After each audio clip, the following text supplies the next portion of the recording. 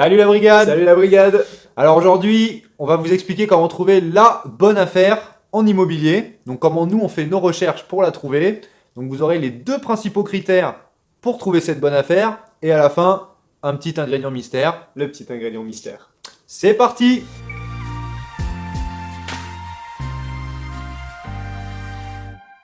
Alors bien évidemment, si vous voulez voir plus de vidéos, rejoignez-nous sur YouTube. Inscrivez-vous, il y a le petit bouton C'est juste en par dessous là. de la vidéo. Rejoignez-nous sur Facebook aussi, on a un groupe où on poste un objectif dans le cadre de la finance, création de business, etc. qui est personnel par semaine. Et on commence à avoir une petite communauté, et du coup c'est bien sympathique. On avance ensemble. Voilà, tout le monde se donne des conseils, donc n'hésitez pas à nous rejoindre. Et bah Guillaume, tu veux commencer avec le premier critère? Yes, alors le premier critère, faut comprendre un truc fondamental pour savoir ce que c'est une bonne affaire. Une bonne affaire, c'est un bien qui vous permet de gagner de l'argent tout de suite, maintenant. Donc, j'insiste bien sur le tout de suite, maintenant, et pas dans 20 ans. Donc si vous achetez un bien que vous vous dites, en général c'est ce qu'on dit, hein, on se dit je vais l'acheter et dans 20 ans bah, il sera à moi ou je le revendrai, le marché aura monté, ça vous en savez rien déjà, et je ferai une plus-value. C'est pas comme ça que ça marche. Une bonne affaire, c'est si vous l'achetez aujourd'hui, si demain vous la revendez, vous avez normalement gagné de l'argent. Donc voilà, c'est Sinon, ça. ça serait pas une bonne affaire. Exactement. Les deux façons donc, de gagner de l'argent maintenant, bah, je viens de vous dire la première, c'est de faire un bénéfice achat-revente. Donc vous achetez bas, vous revendez haut. Alors attention, si vous faites ça une fois, ça peut passer. Si vous faites ça 2 ou 3 fois dans un temps très court, vous allez être qualifié de marchand de biens. Donc vous serez un professionnel. Et là, il y a les taxes qui arrivent après là.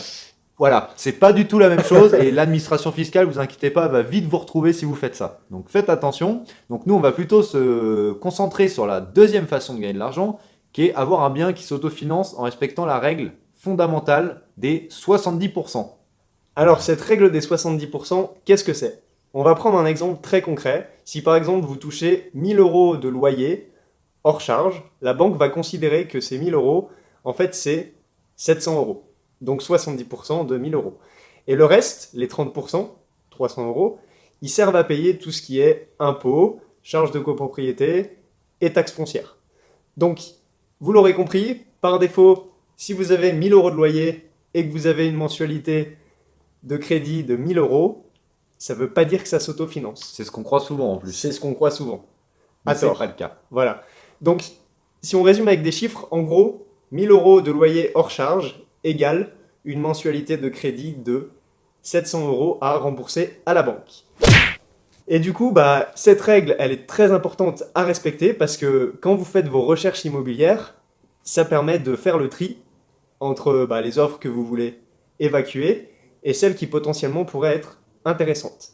Donc, pour une première affaire, nous, on vous conseille vraiment, on a commencé à faire nos recherches, on vous conseille vraiment de ne pas acheter à déficit. C'est-à-dire que si vous devez débourser de l'argent de votre salaire pour commencer à payer une partie du crédit ou des charges, Même un petit peu. Hein. même un petit peu, ça commence à devenir compliqué et les banques risquent de vous accorder moins de confiance en termes de crédit Pour la suite. dans le futur. Ouais. Et Voilà. l'objectif, c'est pas d'en acheter qu'un, c'est d'en avoir plusieurs. Exactement.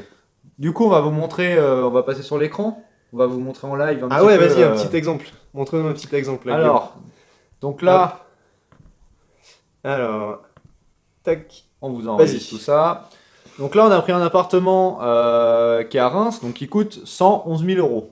Donc si on allait sur Boursorama Banque, je ne suis pas sponsorisé par eux, je précise. Donc pour voir, on va dire que vous avez l'apport, ok, donc tous les frais de notaire et ce genre de choses. Donc on va juste emprunter 111 000 euros pour une durée de 20 ans. On va dire que on a 26 ans et qu'on gagne 2 000 euros net par mois. Voilà, donc sur 12 mois.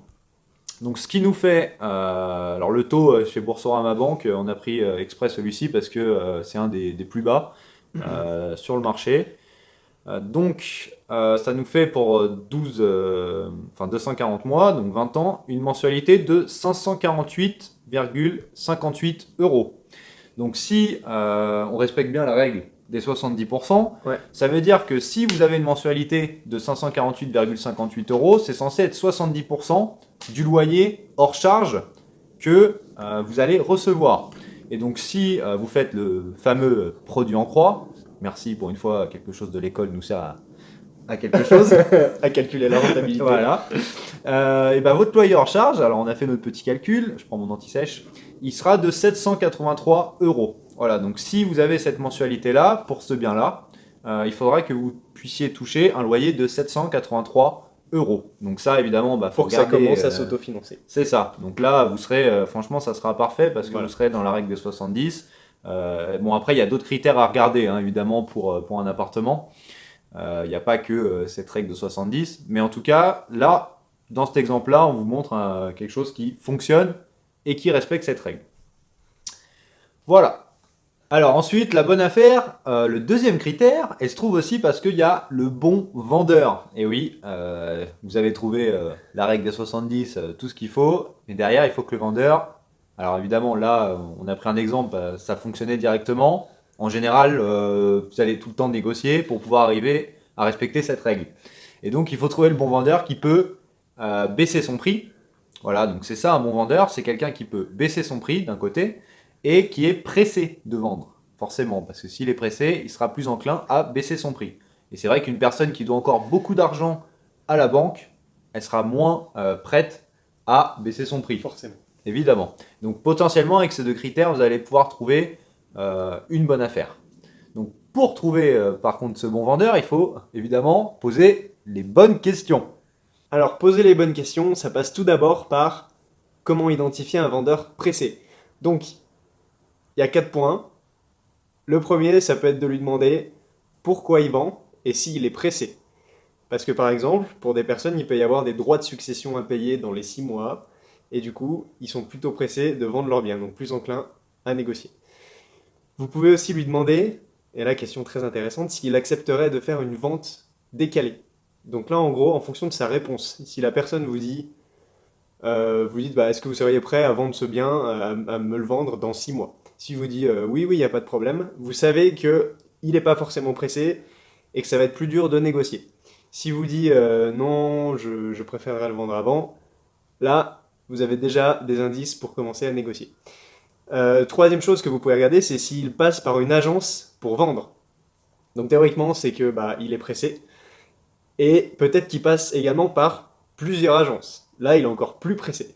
Et ça, alors, dans le cas de plusieurs agences, ça veut peut-être dire que des fois, il y a un petit problème, par exemple un prix trop élevé, et du coup, vous pouvez négocier là-dessus.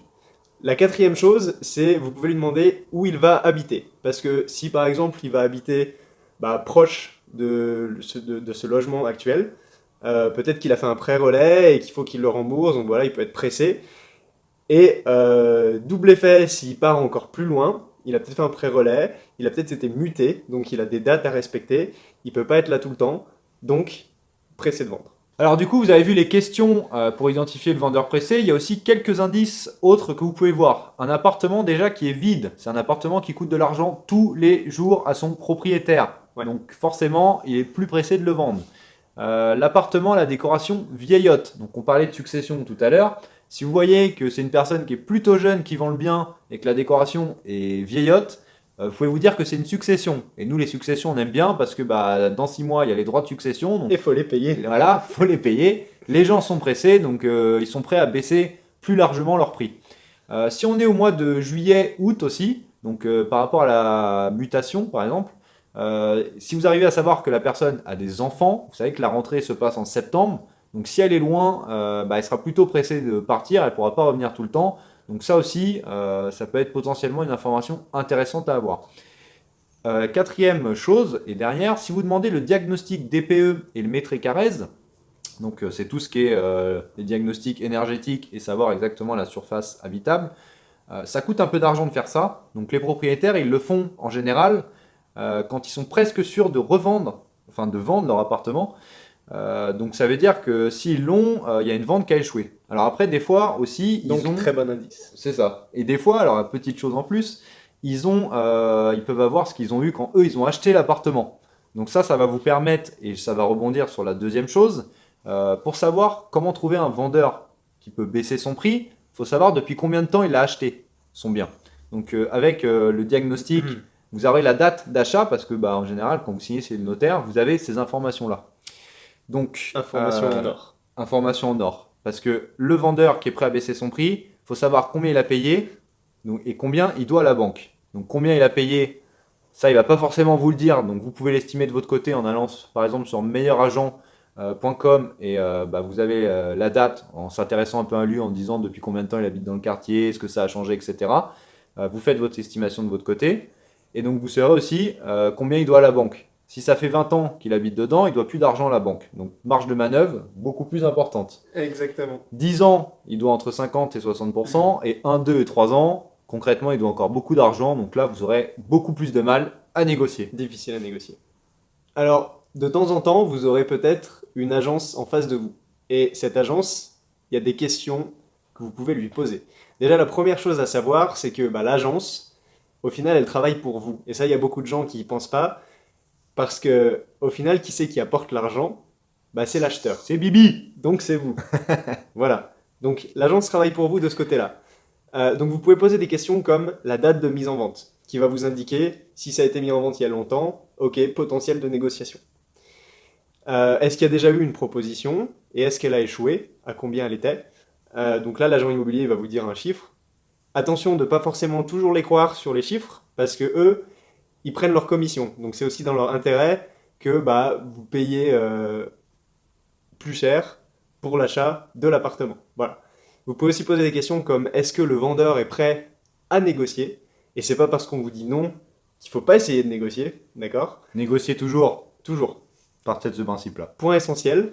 Et vous pouvez aussi poser des questions sur la situation du vendeur. Et là, des fois, il y a des agents qui vont vous donner des éléments qui vous permettront de négocier. On apprend beaucoup de choses en parlant aux agents immobiliers. Exactement. Donc, une bonne affaire, ça peut être par exemple un bien avec des travaux. Donc là, voilà, vous faites de la rénovation et le bien prend de la valeur. Ou un bien que vous transformez. Par exemple, un T2 que vous allez transformer un T2, je vais y arriver, que vous allez transformer en T3, ou un studio que vous transformez en 2 pièces pour le louer ou le revendre plus cher, tout simplement. Alors, le petit bonus, quand même, c'est quoi? Vous allez voir, c'est un secret monumental.